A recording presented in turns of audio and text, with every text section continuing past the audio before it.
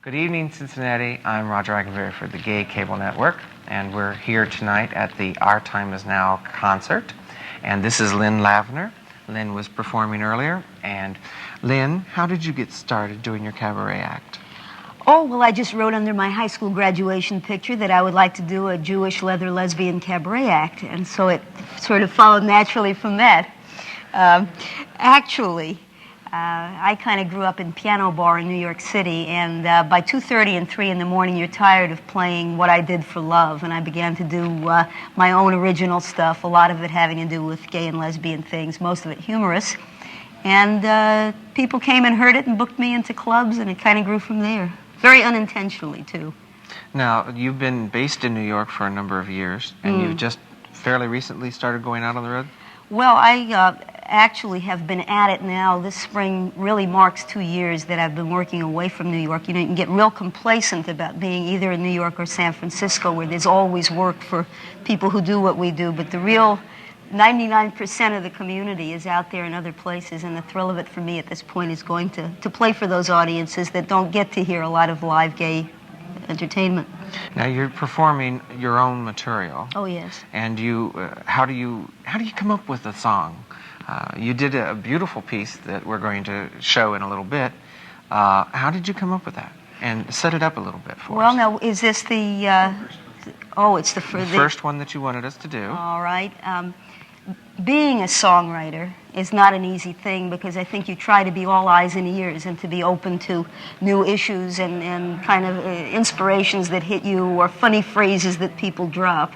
One of the things that has always amazed me, and you can see that this is not your ordinary street clothes that I have here, but rather it's kind of head-to-toe leather, which started as a sight gag, and then I became aware that it's a real political issue.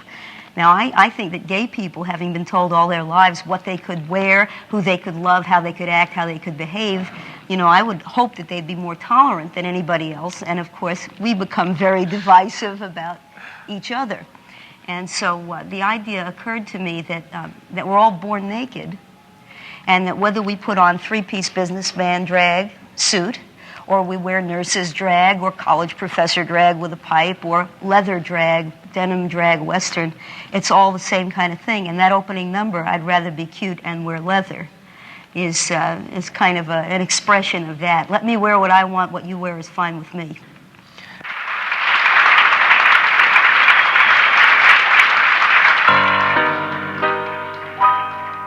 What do you do when you notice a Cartier watch going by? I sigh. What do you think when you look at a person in mink? I wink. What's your reaction to Dom Perignon, caviar or pâté? I used to drool,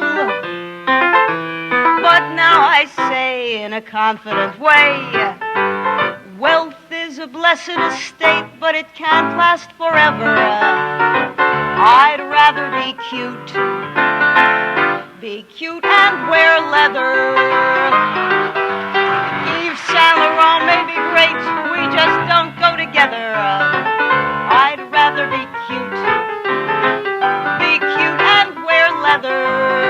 There's a strange reaction when your jacket glistens, and if you look for action, honey, when I talk, E.F. Hutton listens. I'm never accused of good taste, I'm not witty or clever, but I'd rather be cute and wear leather. 2 weeks of piano lessons, it seems a shame to waste, you know what I mean?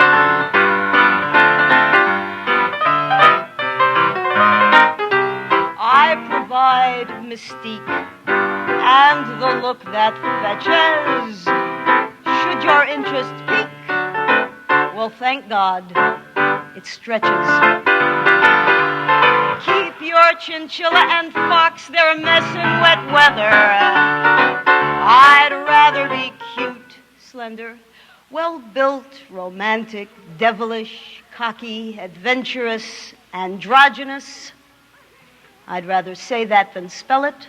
Be cute and wear leather.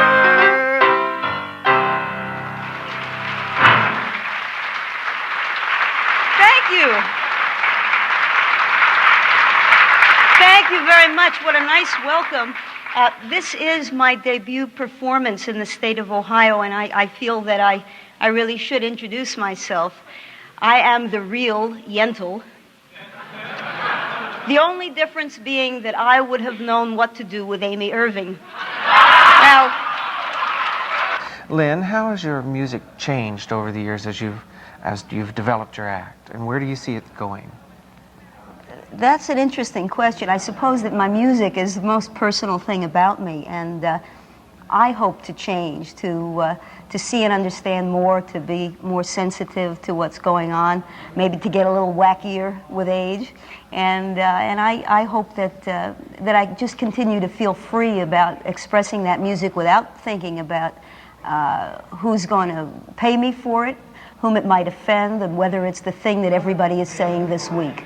I need to ask you another question. When and where in town can we get your albums and tapes? Well, ask for them at Crazy Ladies, and if they are not carrying them or they're out of stock, the two albums that we do are Something Different and I'd Rather Be Cute.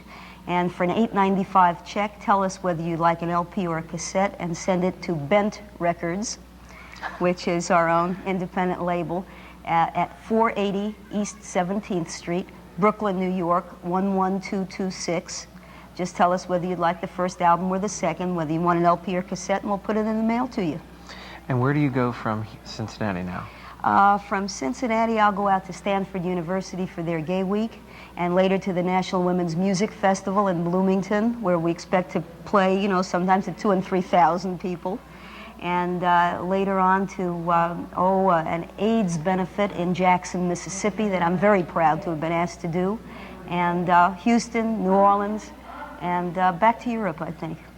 Well, thank you so much for talking to the Gay Cable Network, and you might be seeing us at Bloomington, or one of our representatives. So. Roger, thanks so much for being my host here. Thank you. It's been a pleasure. It's been You'll be well now. Bye-bye. Bye-bye.